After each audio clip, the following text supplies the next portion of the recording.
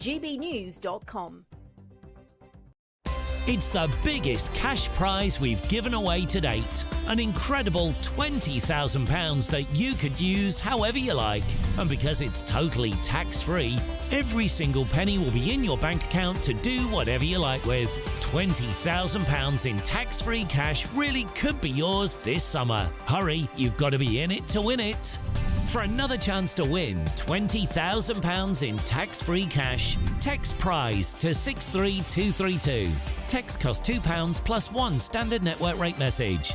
Or post your name and number to GB05, PO Box 8690, Derby DE1 9TT.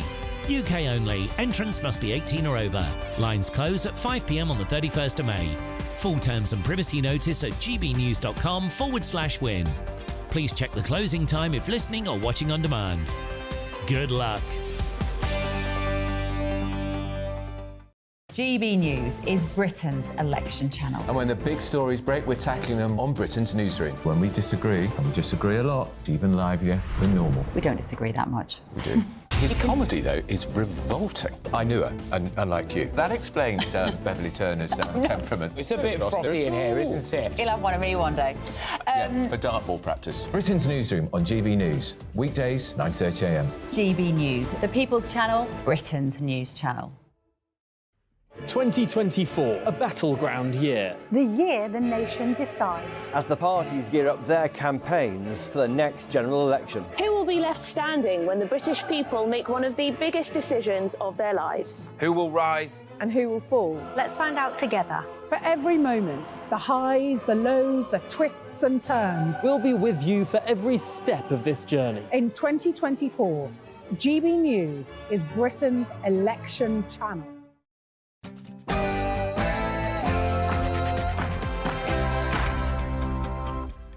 Hello there, it's 6 o'clock and I'm Michelle Dewberry. Coming up tonight, there's been a report out looking at political violence and how on earth we protect our democratic values from intimidation.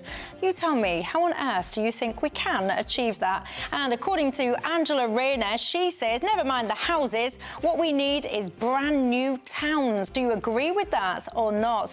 And get this, everyone, alcohol harm is costing England a massive £27 billion a year. That's stuff like crime and NHS treatment. So who should pay that bill? Is it all of us, the general taxpayers, or is it the drinkers? And a generation of women have been told that they can have it all, but it wasn't actually all that true. Have us females been failed by feminism or not?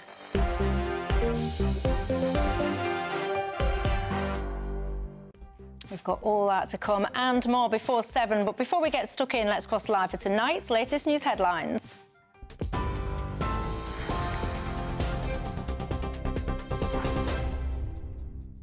Good evening, I'm Sophia Wensler in the GB newsroom.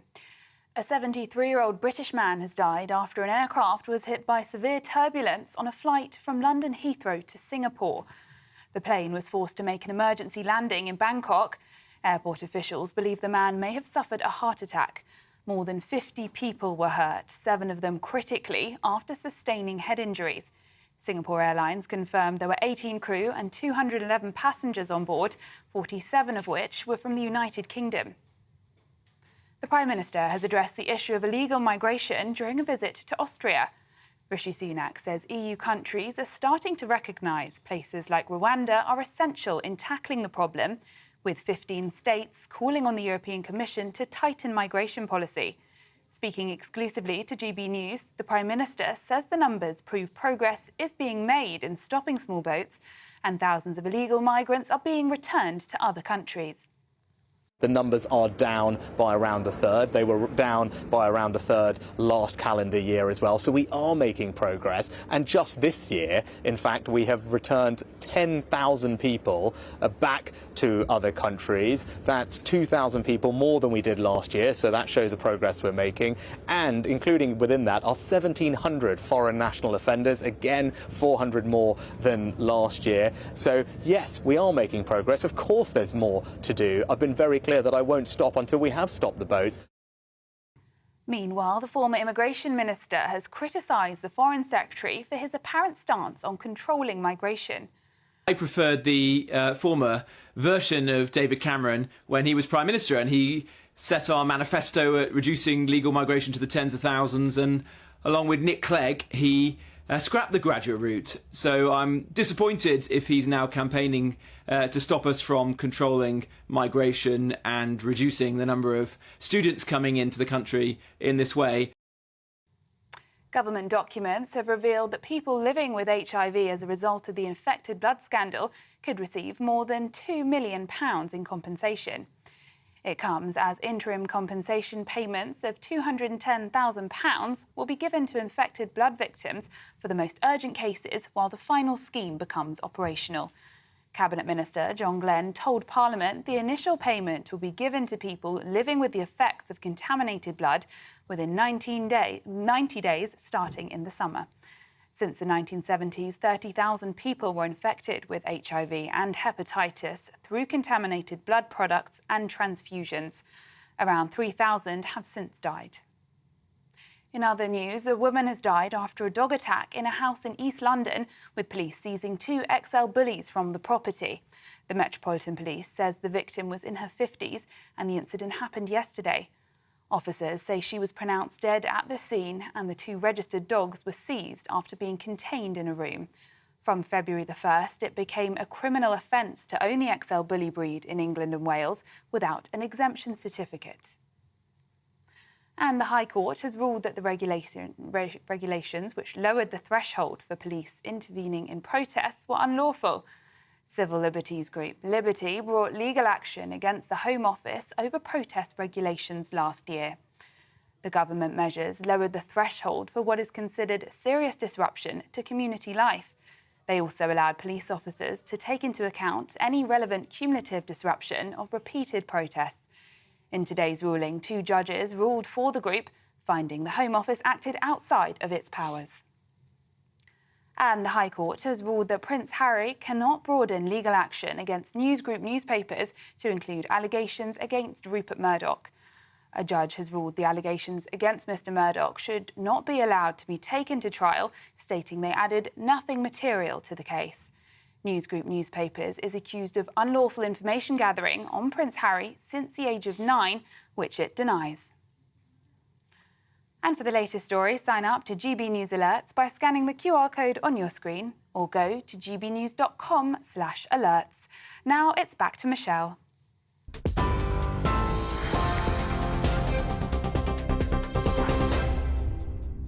Thank you very much for that. I'm Michelle Dewberry and I'm keeping you company till 7 o'clock tonight. Alongside me is back, everybody, the co-deputy leader of Reform UK, Ben Habib, and the author and journalist, Ella Whelan. Welcome back, everybody. If I had £1 for everyone that had got in touch with me saying, where's Ben Habib? Really? I'd be skint. I'm flattered. No, you didn't let me get to the end of my sentence. I said if I had £1 for everyone asking where you'd been, I'd be skint. You jumped in halfway through. Sorry about that. I ruined my gag, everybody. Anyway, welcome, everybody. Do you know it is International Tea Day today? Did you know that? No. Did you know that, Ella? No. Are you a tea fan? Big tea fan. I'm a very big tea fan. This is the colour. I don't think I can show you this, actually, without... I think I'm probably going to create more harm than I'm going to do good. Yeah, I was going to show you the colour of my tea. I think it's always fascinating how people have their tea. I am a 1 bag, 2 cup kind of girl. What about yourself? Get in touch with me tonight with everything, quite frankly, that's on your mind. There's a lot I want to get into. I want to talk to you about political violence in a second, anti-Semitism. I want to talk about booze as well. Do you have one too many? Have you got yourself into a scrape or two? And if so, who should pick up that bill? I don't know. And what do you think about so-called drunk tanks as well? Should we be chucking people into those things until they sober up the next day and then charging them? What would you make to that? Anyway, get in touch with me all the usual ways. You can email gbviews@gbnews.com. You can tweet or X me, or of course you can go to the website gbnews.com/yoursay and join the conversation there wherever you are tonight, including the radio. You are very, very welcome. But first up then, there's been a big report that's been released today looking at political violence in this country and how on earth we get on top of it and protect things like our democracy. The focus, I have to say, of a lot of this report was indeed protesters and what they should and should not be able to do. Let me cross live to our reporter, Charlie Peters. Charlie, good evening to you. Good evening, Michelle. Bring the viewers up to speed with the essence of this report, if you will. Well, it's focusing on sabotage, subversion, coercion and intimidation. Those are the key verbs used by Lord Walney, the government's independent advisor on political violence and disruption, to describe several, what he describes as extreme protest groups, including Just Stop Oil, Extinction Rebellion, Palestine Action, and a more recent group called Youth Demand that actually sprung up after the report was finalised, but it's still been included in the report. It has 41 recommendations in reaction to what he describes as the hijacking of democracy through these groups' activities. There are several there, but here are a few of the key ones that have been drawn out today in this discussion. At the top is a blanket ban on face coverings at protests, with the author, John Woodcock, saying that several events, like the pro-Palestine marches, have allowed criminal events to take place, avoiding prosecution from the police due to face coverings. Also a call for buffer zones around MPs' houses. Some pro-Palestinian protesters targeting MPs in their constituency homes. Tobias Ellwood faced that, the former chair of the Defence Select Committee, last year. This is already done. Buffer zones are already in place through public order acts for abortion clinics, so it could be a copycat use of that legislation. We've also heard for a demand for a restriction on the ability of these groups to fundraise and also to organise, and that would be achieved through a specific new prescribing tool, not like terror groups, a sort of a less harsh version of the prescription of terror groups such as Hizb ut-Tahrir, a group that was prescribed by the Home Office earlier this year. And he's also called for an expansion of the defence of security and arms companies that work in Britain. Several factories associated with the defence industry have been attacked by pro-Palestine protesters in the last few years. Palestine Action has been involved in that, several trials going on.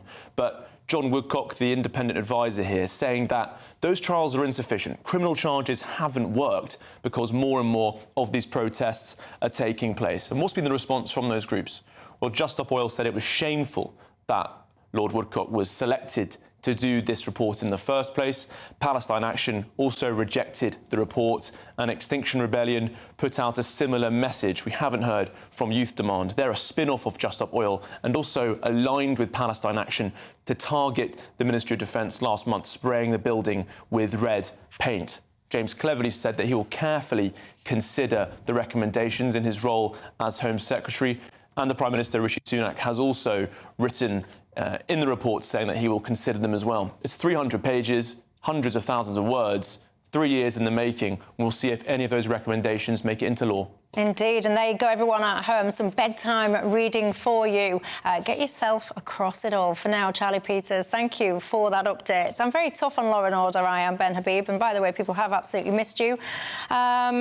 But some of these proposals, like, they sound great. You know, stuff like, oh, you know, we're going to make these protesters pay for the damage. If you want to go and smash stuff up or paint on stuff or whatever, you're going to be responsible. Now, yeah, brilliant, high five.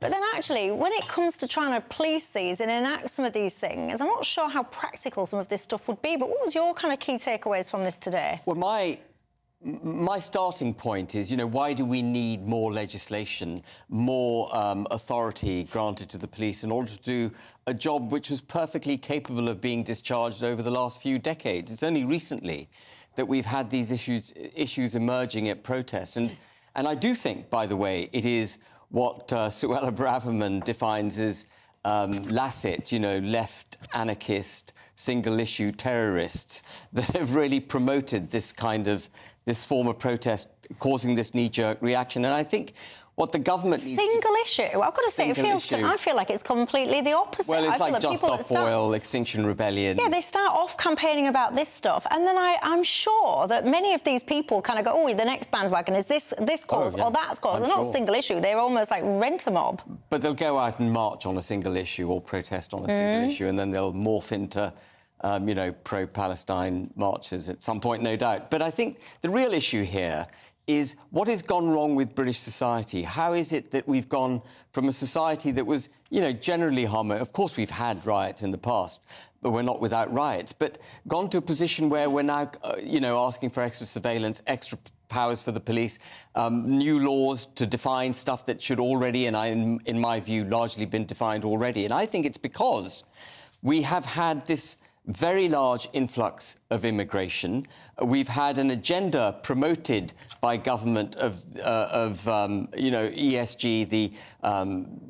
the catastrophe that will befall humanity if we don't save the planet instantly, and that, we must all make way for other cultures coming to our country, celebrating those cultures, if necessary, taking the knee to those cultures. And I think our law enforcement and judicial services are also encouraged in that direction. So, it's that side of the agenda, that side of it's on that side that the problem has been created. And so this is taking a sledgehammer to crack perhaps not the appropriate nut. Hello? Maybe a row about what immigration has to do with middle-class people papier-mâching themselves to government buildings is for another programme, Ben. But I was talking about the pro-Palestine march. Well, even that. I think the Lord Walney's report, actually, to me, is a real problem. It's within it. It's kind of, because it's so huge, there are some things which are worth unpicking. For example, one of the recommendations is that teachers would get protection from claims of blasphemy. That's in relation to the Batley grammar issue. And most people think, yeah, well, there should be some protection there. There should be something done there. So there's that. But then most of it is calling for just a naked crackdown on protest, which I think is a real assault on freedom of expression. Charlie Peters, your correspondent there, was talking about the fact of buffer zones being extended, not just to politicians' houses, but to constituency surgeries, parliament and council chambers. I mean, where are you meant to protest your local politician or whoever it is, someone in the cabinet office, if not outside parliament? I mean, there's a real problem here. But do you agree with the home thing, though? The home thing is pretty clear. But I mean, constituency surgeries and public offices, outside parliament, that seems to be a massive step too far. I think we have to really separate out the content of a protest from the abstract idea of the freedom to protest. I think there's very few people left in the country who have much sympathy, if any, for Extinction Rebellion, Just Stop Oil, or indeed a lot of the sort of more extremist end of the pro-Palestine marches, the whole kind of shutting down roads, spraying things, releasing rats in fast food chains. All of it is at best irritating, at worst extremely disruptive. But protest is meant to be disruptive. And if you, as a citizen, don't have access to means to be able to, draw attention to your cause, whether it's... I remember a few years ago, a lot of us were on demos for invoking Article 50 around Brexit.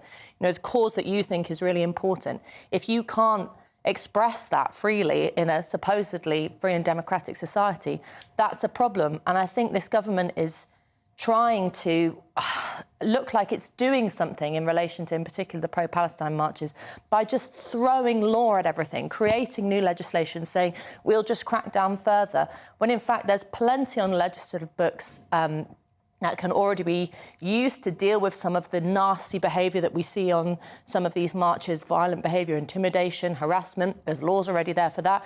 Criminal damage, trespassing, blah, blah, blah. There's laws already there for that. The police just need to get better at doing their job, which is kind of what you were saying, Ben. So what's behind this then? Because, I mean, you mentioned teachers being protected from attacks based on blasphemy. Well, we don't have blasphemy laws in this country, and teachers should already be protected from being harassed, having threats to kill and all the rest of it. So all of this, when I read stuff like that, I do, I obsess a little bit about this Batley thing, Ben, because I think it's so shameful what's happened, the fact that there is still a man in hiding, and yet you have all this pontification on paper going, oh, yeah, we'll create this new law and you won't be able to be in trouble for blasphemy. You don't have blasphemy laws in this country. You can't be in trouble for that already. So they're trying to bring it back through making Islamophobia illegal. Indeed. Labour has suggested it would do that, and, of course, that is nothing other than a blasphemy law by the back door. But what's going on then? So why are people... So if we all agree that actually there is a lot of laws already that are perhaps not being enacted in the way that they should,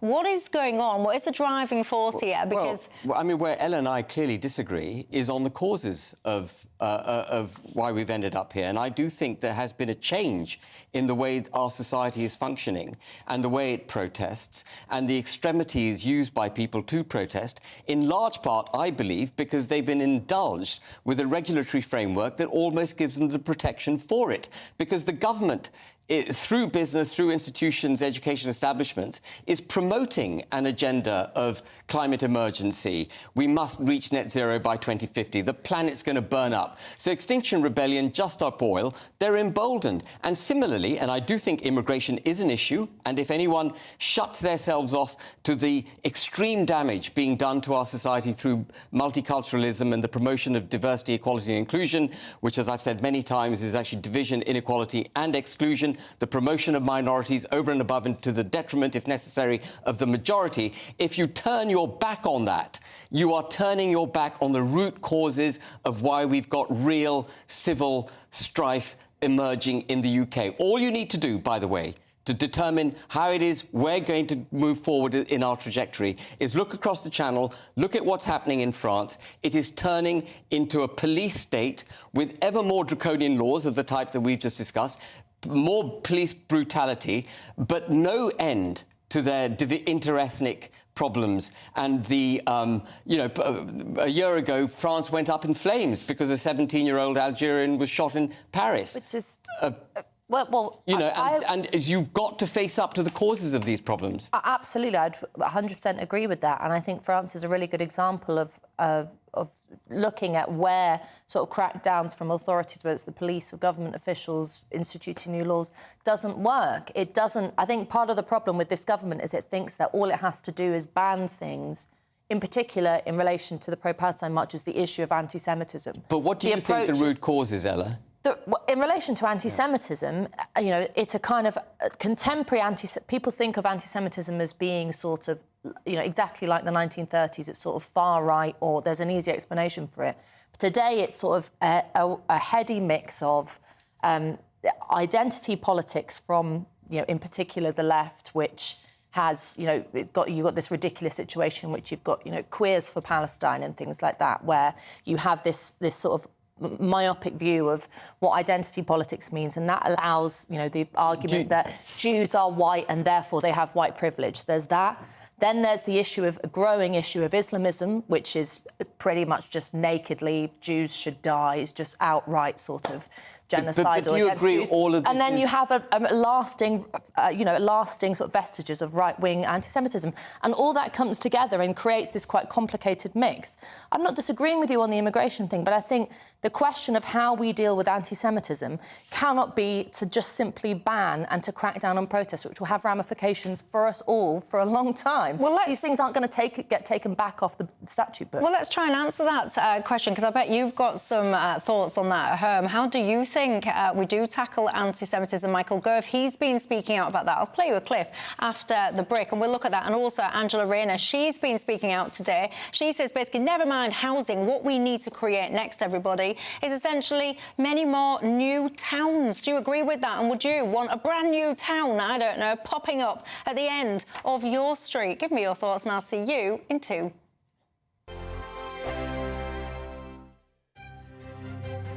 GB News Breakfast, every day from 6 a.m. Emma, let's start, shall we, with Prince William confirming on the Isles of Scilly yesterday that Kate is doing well. I thought it was a very brave lady to say, "Are we allowed to ask how the Princess of Wales is?" And I thought, well, we're not, so good for you. Yeah. One of the hospitals he visited on the Isles of Scilly, an administrator, a hospital administrator, asked him how Kate was doing, and he said, "She's doing well, thanks." Until we hear official word from the palace, then we're just going to have to rely on little snippets like this. It does seem to be serious. So, it does. Again, we wish her What's very quite best. telling as well, I went through some of the social media comments on this, and people that live on the Isle of Scilly were just like saying how close they got, how wonderful it was. He's supporting local businesses, and that pasty shop will now be like treasured, forever. That people forever go there. On the Quay. It sounds great. It's called On the Quay. Compare and contrast with this "I feel at home in Nigeria" vibe that Meghan's putting out. Two very, very different takes on how to to be a royal. Do they want to be royals or do they not? Because they seem to want sort of half the trappings but without all the kind of responsibilities. These two brothers, who obviously went through a lot growing up, obviously can't stand the sight of each other right now, and it's just really sad. Well, it goes beyond the brothers. I mean, we are told from some of the papers this morning that the King didn't have time in his schedule to see his son because he was actually meeting David Beckham for a private meeting. Well, who would you choose? I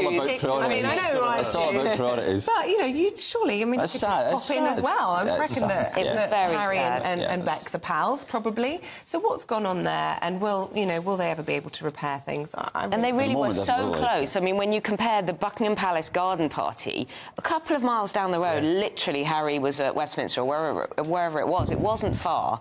And it absolutely would have been possible for him to go. 3 miles apart, and yet absolutely worlds apart in terms of their emotional state. Join me, Neil Oliver, every Sunday night at 6 p.m. on GB News. And if an hour is not nearly enough for you, go to GBNews.com for special extended episodes online every Friday at 9 p.m, where we can truly get into the nitty-gritty of what's going on. GB News, Britain's news channel. We're proud to be GB News, the People's Channel. And as you know, we always love to hear your views. Now, there's a new way of getting in touch with us at gbnews.com/yoursay. By commenting, you can be part of a live conversation and join our GB News community. You can even talk to me, Bev Turner, or any of the members of the GB News family. Weekdays on GB News. Wake up to breakfast every day from 6 a.m. Followed by Britain's newsroom at 9:30. At noon, it's Good Afternoon Britain. Followed by Martin Daubney from 3 p.m. Only on GB News, the People's Channel, Britain's news channel.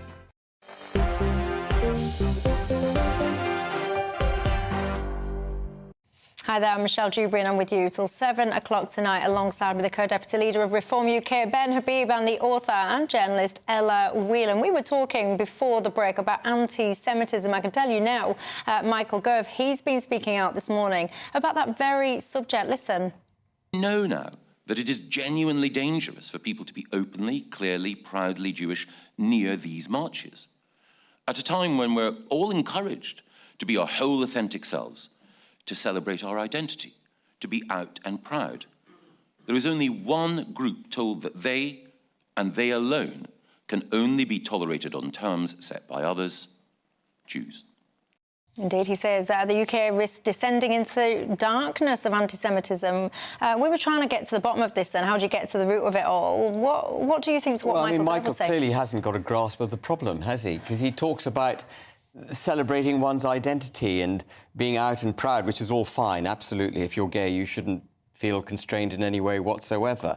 But we saw the police the other day requiring a Jewish man to leave the area of a march because he was Jewish in order to keep the peace.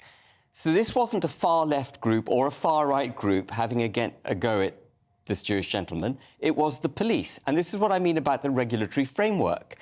The police are encouraged to promote ethnic minorities, and they don't see the Jewish minority as an ethnic minority. They're encouraged, trained, led by the nose to promote ethnic minorities, and that's why I think the Palestinian marches are given such soft-touch policing, in part also because I think there's just no way they could control 300,000 people walking from Hyde Park to Nine Elms. But in part, it's because they have been told this is the right way to police. We've got to celebrate these ethnic minorities. We've got to allow them their opportunity to protest. And indeed, gays for Palestine and lesbians for Palestine and everything else. And it's the regulatory framework that has to change. And people like Michael Gove say, oh, we don't want to get caught in a discussion on culture wars. It's not about a culture war. It's about settling our society. We cannot have a prosperous, settled United Kingdom if we haven't got a broadly settled, harmonious society. We'll never reach utopia, obviously. But the direction we're heading in is extremely divisive, and he just doesn't get the problem. No? Is that fair? It is fair, but I think that, for me, the biggest problem with what Michael Gove said, I think he's correctly outlined the issue of anti-Semitism. He's very right in the fact that he draws attention to that Jews are the only group of people who are told to put their Star of David away rather than wearing their identity as a sort of badge of pride. And that's become very obvious since the 7th of October. That kind of discrimination has just become pretty much commonplace for a lot of Jews. But you know, we have to put his speech into context, which is that Gove has got this bill that he really wants support for, that he's pushing, which will be about banning British public bodies from boycotting Israel, from taking part in BDS. Now, I have no interest in BDS. I don't support it. I think that at the very best, it turns a blind eye to some really nasty anti-Semitism, and at worst, it actually openly promotes the sort of singling out of Israel and a lot of the time of Jews for, you know, unique treatment, bad treatment. But banning British public bodies from deciding what they invest in with their pensions or to make their political decisions, that is a step too far into the realm of state overreach. And I just come back to this point, which is that we know that there's a problem with anti-Semitism. We know that there's a particular problem, actually, within the causes of anti-Semitism being, maybe this is what you were touching on, Ben, a sort of an increasing influence of Islamism, particularly on these marches, which is no interest in freedom, no interest in democracy, is very, you know, certainly no interest in sort of open discussion. But rather than saying, well, we are a country where we really believe in these things, tolerance, free speech, you know, being able to freely express yourself, whether you're a Jew or anyone else, instead of making that argument and winning that argument, we seem to just want to hit the ban button. That won't convince these people to change their minds. It certainly won't convince people on the sidelines who then see these people on marches as free speech. We end up turning them into free speech martyrs who say, you know, I have been banned. I mean, I completely agree. It's just such a gift to these people who don't care about free speech at all. I think you know, you end up making quite a painful argument, which is that standing up for freedom of speech, particularly if you are a Jew suffering from anti-Semitism, is a tall order. It's a big ask. But that's I'm in no denial, but it's something that I think we have to have the mettle to do. I mean, I completely agree with you, by the way. Banning them, this draconian approach, all it does is create more problems. It's not going to sort it out. And that's why I think it's critical that we address the root problem here. And by the way, I don't think it's just anti-Semitism that takes place nowadays. I proudly wear this. I often feel threatened wearing a union flag on my lapel because people automatically assume you're far right. If you want strong borders for the United Kingdom, you're far right. You want to reduce taxes, you're far right. You don't feel that friend. You've got a collection. I know. Of pin. I'm like, come and get me. I'm gonna wear this with pride because this is the United Kingdom, and we've got to be much more robust in protecting and promoting that which is British. And it's got to start in the educational establishments, the institutions, the businesses, the police forces, armed forces. All of these institutions need to understand what it means to be British and to promote that. But we have to decide. I completely agree, I'm with you, but we have to decide what it does mean to be British. Well, I'm pretty clear on it. And I think part of the problem is what? Let him tell us that. Go on. So what it doesn't include is castigating our forefathers all as slave traders, forgetting the fantastic contribution we've made to the world, both in terms of peace and prosperity, the fact that Winston Churchill is not a white supremacist, but someone who won World War II for the free world, stood up against it, the fact that the United Kingdom has a proud history in all sorts of spheres. We get repeatedly told that if we were to leave the European Convention of Human Rights, we'd become a country without human rights. We established human rights, for God's sake. All of this narrative, all of it is anti-British. It's all against this flag. And I was on this show So you won't answer the question then? Yeah. Because the question was, what does it mean to be British? Would you ban that kind of discussion? I mean, you know... I wouldn't ban it, but I would educate people to understand what it means to be British. Well, what does it mean? Well, it means the contextual position that we hold right now comes from a very long line of fantastic contribution at every single level, both economically, legally, technologically, and we have emerged as this fantastic beacon, maybe not the greatest country on earth, but definitely the best, in my opinion, on earth. And yet we beat ourselves up. Yet we say it is important that we get immigrants to come into the country and do the jobs that we need done, that the Brits aren't prepared to work, that we won't cut taxes on the working and middle classes. We'll dumb down aspiration in favour of dependency. The whole British psyche is being eroded, and it's everywhere.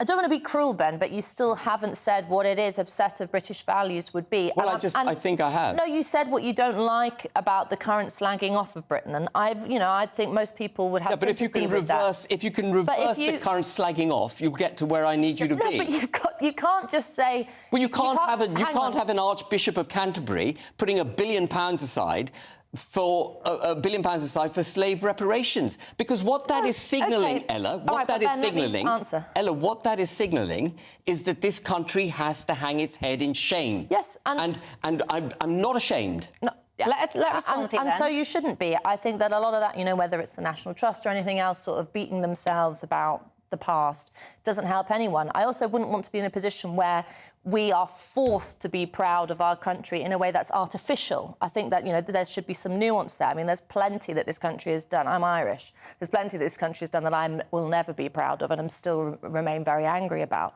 But I think the more important thing is, and I think how we'll win people over, to having a sense of a collective identity, which is crucial. You have to, in order... Do you agree DEI should be banned? Yeah, I'd get rid of it. It's great. That's a big step forward. It would be and we've got a big fight to make that happen because it's sort of institutionalised. Hang on, can I just say, if anyone doesn't know what that is, it's diversity, equality and inclusion. That's what it's talking about. It's those kind of interventions into your workplace that make you say you have to think this way, you have to do things this way. It's a terrible overreach. But anyway, to get back to the issue of it's a regulatory requirement, Ellen. A national identity, I think, should be, if I was like Prime Minister tomorrow, I'd say that the British values are around a commitment to democracy, a commitment to tolerance, and a commitment to freedom of speech.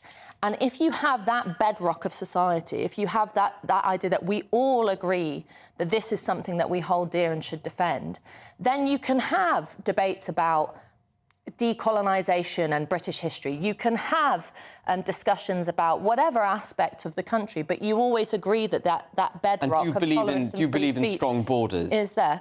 Enforced borders? I think that control is essential for a democratic society. That's what Brexit was a lot about. People think that Brexit was anti-immigration. I don't see it as that. I see it was about the idea that you would have control. Once we have that control, I would argue, as a sort of from a position of left internationalism, that we are liberal with with the numbers and with our borders. But I wouldn't disagree with anyone that you would have absolute control and knowledge of exactly what was happening. I think part of the problem at the moment is that we don't have any control, the system doesn't work, and politicians are making it up on the hoof. Do you not think to have a settled culture, you've got to have control of your borders? Because if you have immigration that's what I said, control. But I don't think... I think a settled... Do you think our borders are controlled at the moment? No. I think that there's a big problem. But I think the settled culture thing that you're talking about, that's maybe where we disagree, because I don't have I have a big problem with multiculturalism, which was I think we were talking about the sort of institutionalised policy of saying to everyone, you have to get along and you have to be, you have to integrate in this way. It's not integrate. And it's not that you've got to get along, but it's that we've got to take the knee to other cultures. Yeah, but I think perhaps what you've got to get a little bit better at, Ben, is explaining...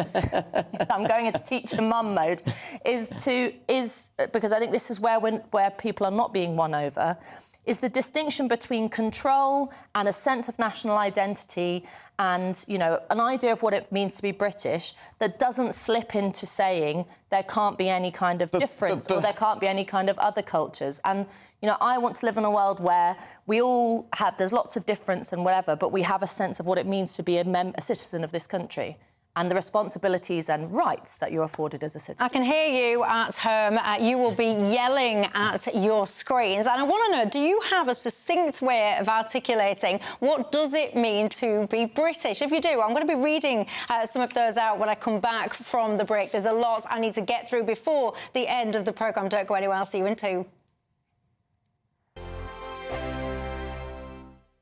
Hello, good evening. Welcome to your latest GB News weather update. It's going to be another cooler day on Wednesday with some very heavy and persistent rain for some of us. We do have weather warnings in force for a large swathe of the UK throughout Wednesday. That's as this weather front approaches from the south and east, wrapped around an area of low pressure through this evening. So some very heavy rain to come through this evening across the southeastern areas of England in particular. We could also see some thunderstorms for the first few hours of this evening across the west as well. But that rain will become more confined to the east coast just throughout tonight. And it will turn a little bit drier elsewhere, but there will be a lot of cloud around by tomorrow morning. So it will be another fairly mild start to the day. But some drizzly rain will start to affect parts of the east coast just as that weather front starts to approach. So the east coast of Scotland could see quite a lot of low cloud around. But the northwest of Scotland could see some brightness first thing, but that rain will arrive later on in the day. Across Northern Ireland, some showery rain, but it's not expected to be as heavy as it has been through today. But it's across parts of North Wales, the Midlands, northeastern England in particular, where the rain will be the heaviest first thing. And that will continue to persist throughout the day. So as the day goes on, I think any impacts from the rain will become more likely as more weather warnings come into force. As that rain pushes up into Scotland, we've got another weather warning in force for Scotland. We could see up to 100 millimetres, perhaps more, fall over the 24 hours between Wednesday and Thursday, particularly across parts of North Wales into northern areas of England. So that could bring some major travel disruption. And temperatures are going to be disappointing for the time of year with plenty of cloud around. Rain continues into Thursday, particularly across the north and west. It's this north area of Wales where there's the most potential for some disruptive heavy rain, but it will turn more showery as the day goes on. And across the south, it will start to turn a little bit brighter by the afternoon. A mix of showers as we head towards Friday, and by Saturday, a chance of some sunshine and temperatures climbing towards 20 degrees. The latest GB News travel.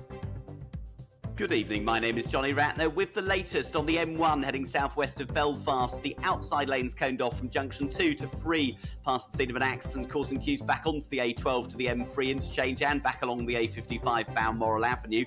Dumfries and Galloway, the A75 at Glenluce is shut at the scene of a collision this morning that's still being investigated. And on the M62 in West Yorkshire, lanes out westbound 22 to 21 towards Rochdale for emergency bridge repairs. Long queues down the M6 toll in Warwickshire just before the M42, the outside lanes coned off for emergency repairs. And on the M5 heading north towards the M6, a lane shut on the exit slip where a lorry's broken down. And it's crawling down the M1 heading through Leicestershire 24 to 23A towards the East Midlands Airport turn off. A lorry's having its tyre changed, to the left lane's closed. And in Devon at Tavistock, Parkwood Road is shut because of flooding. That's the latest. You can stay up to date throughout the day by visiting our website, gbnews.com.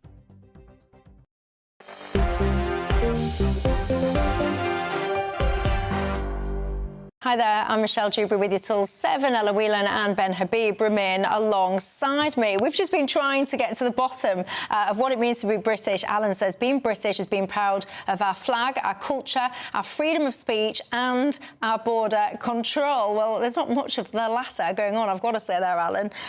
Clive says it's not also just about being proud to be British, it's also proud to be English as well. Jess says I'm proud to be English and British and I feel no shame about our past.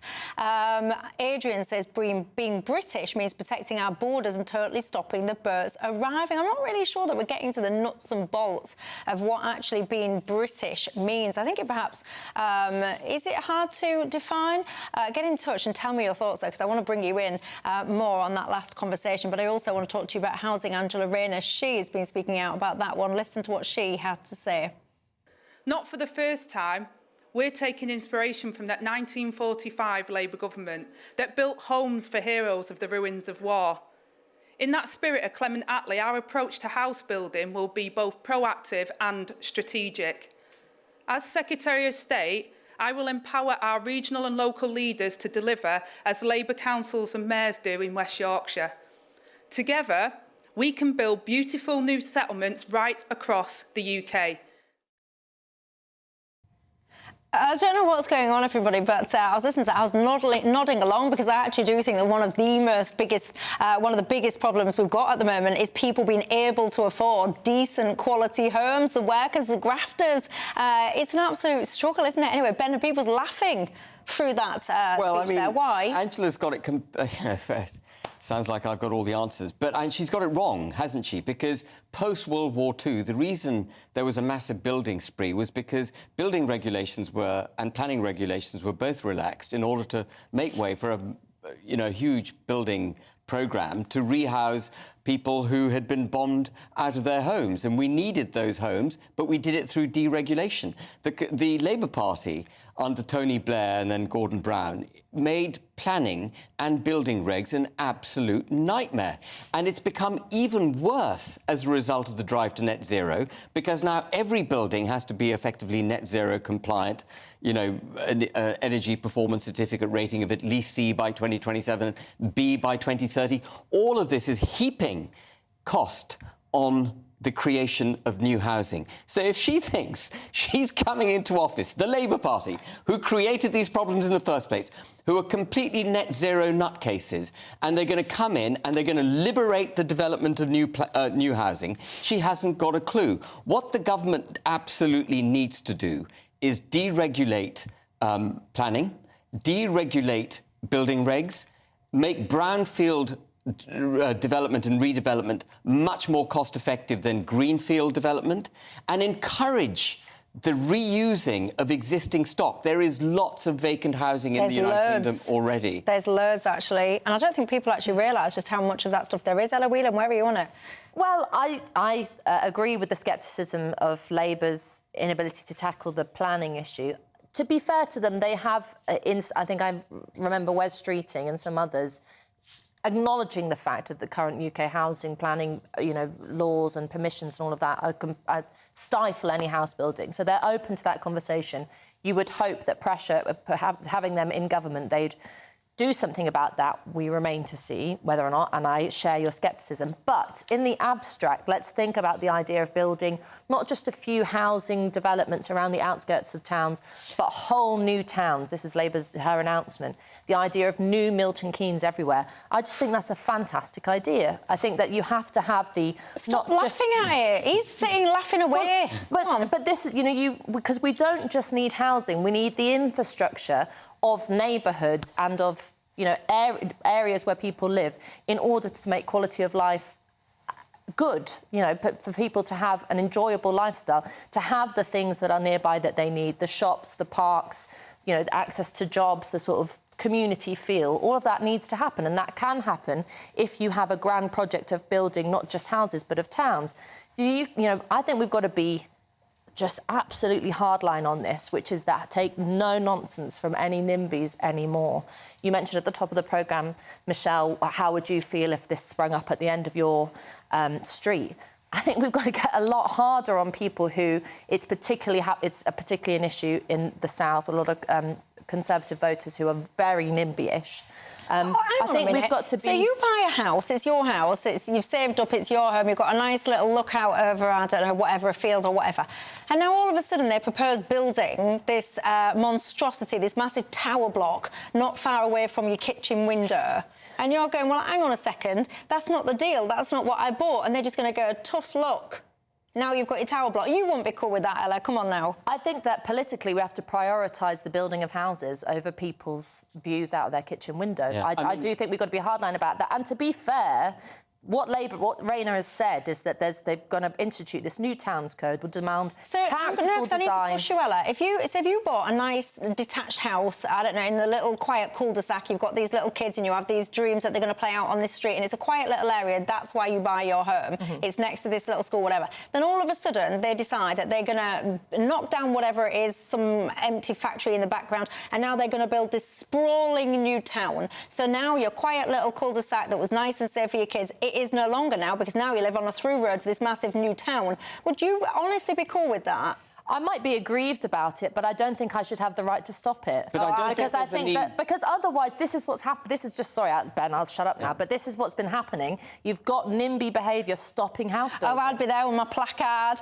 I'd be up and down my. But you said you care about house building. I do, but not at the end of my back garden. Oh, Thank you very much. You can do it from brownfield redevelopment and bringing derelict properties back into use. There's so much of it. Not just brownfield, on the greenery everywhere. Build. No. And we've got to stop immigration, because the demand demands on housing from immigration are vast. I am very, very, very, very passionate about affordable housing for people, but I will also be honest, I would not want a brand new town popping up at the end of my road. Would you? Honestly, tell me the truth. Look, what are you doing at 8 o'clock tonight? If the answer is anything other than watching Jacob Rees-Mogg's programme, then you are in the wrong place. MPs get a kicking frequently. But look, he's got a really fascinating exclusive. You won't want to miss it. Look. Starting to feel just a little bit unwell, and beyond that, I'm out of it and gone and put into a coma. And gosh, didn't come round for another 16 days. This really is an inspiring story. 8 o'clock tonight. I promise you, you won't want to miss that one. Look, for now, I'm going to take a break. When I come back, do you think us women, we've been failed? We were told we could have it all. It wasn't true, ladies and gents. I'll see you in 2.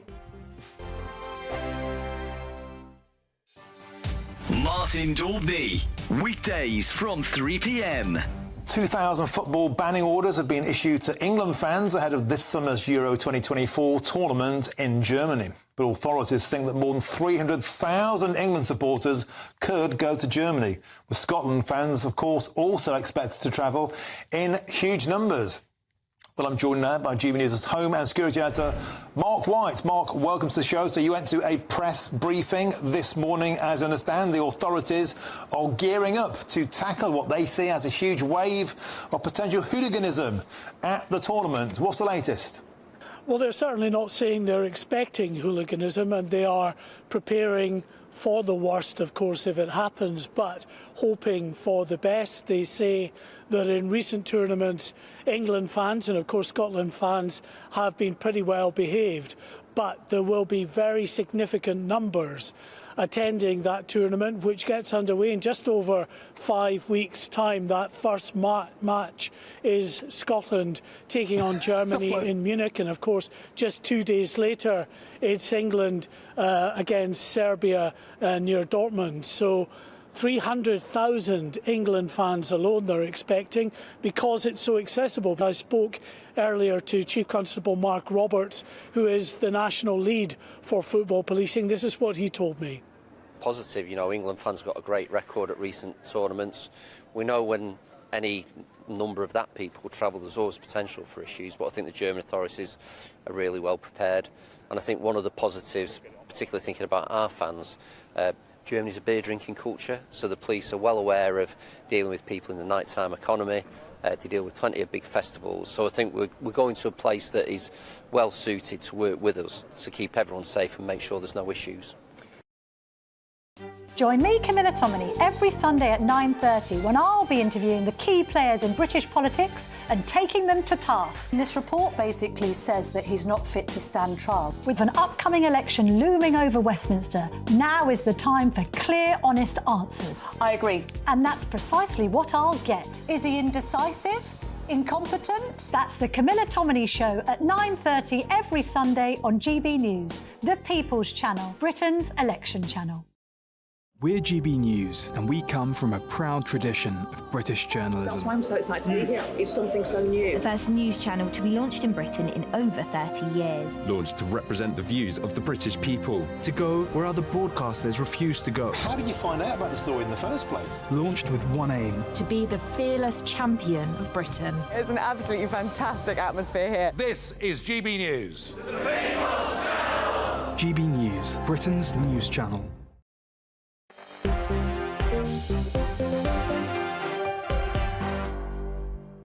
Hi there, this is Dewbs Co with me, Michelle Dewberry, Ben Habib and Ella Whelan remain alongside me. Michael says Britishness is about responsibilities, not rights. It's about fairness, not entitlement. It's about looking after your neighbours and not exploiting them. Valerie says for her, Britishness is also about enterprise.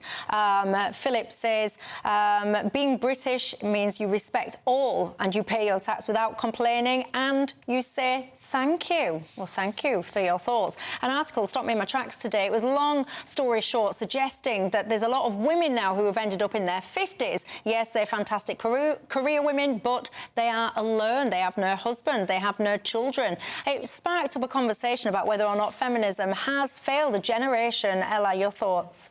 I think that it has, but not quite for the reasons Petronella Wyatt states. I mean, women should be able to have it all, or they should be able to have it all in the same way that men do, and we still don't, whether it's abortion, access to abortion rights, whether it's the issue of childcare, which is just unbelievable at the moment, dysfunctional, extortionate.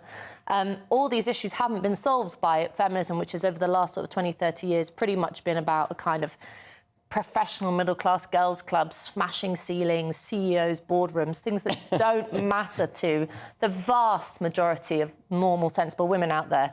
So I think feminism has had its day. It has failed. It's not interesting to most women.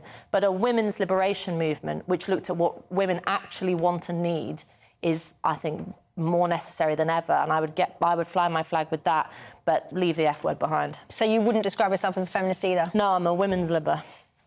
Ben?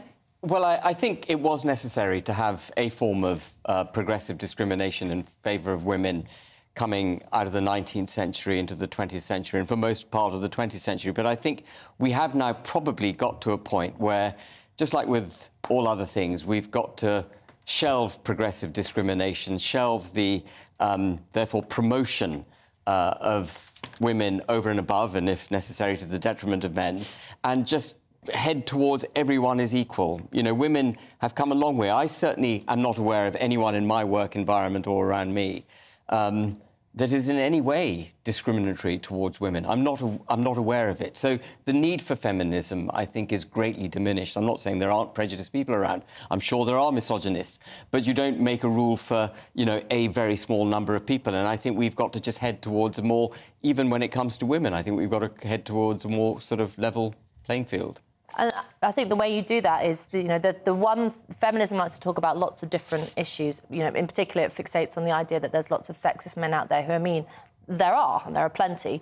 But I think the key issue for women mainly, where women in their 20s and 30s, out-earning men, doing better than men in university and things like that, you really get kicked when you have kids. And I think we need to deal with the issue of the discriminatory nature of treating women when they get pregnant and, that sort of pregnant then screwed issue. That's where we need to talk about women's and that can be a topic, I am sure, for another day. Lots of you. Alex says, Michelle, all of us are NIMBYs, he says. Why would anyone be happy if a new housing development, which meant more traffic, more noise, less school places, longer doctor waiting times, etc., was built near us? We don't want any more houses near us. Yes, he says we do want more houses. And he ends by saying NIMBYism is surely common sense. What do you make to that at home? Talking about what is to be British, don't threaten violence to change someone's opinion, don't lie or cheat or break the law, says Christian. Jane says it means being proud of our country, a sense of fair play, justice, and live and let live, and a pinch of humour. Thank you guys for all your company tonight, and you at home. Don't go anywhere. Farage is up next. Night. A brighter outlook with Box Solar, sponsors of weather on GB News. Hello, good evening. Welcome to your latest GB News weather update. It's going to be another cooler day on Wednesday with some very heavy and persistent rain for some of us. We do have weather warnings in force for a large swathe of the UK throughout Wednesday. That's as this weather front approaches from the south and east, wrapped around an area of low pressure through this evening. So some very heavy rain to come through this evening across the southeastern areas.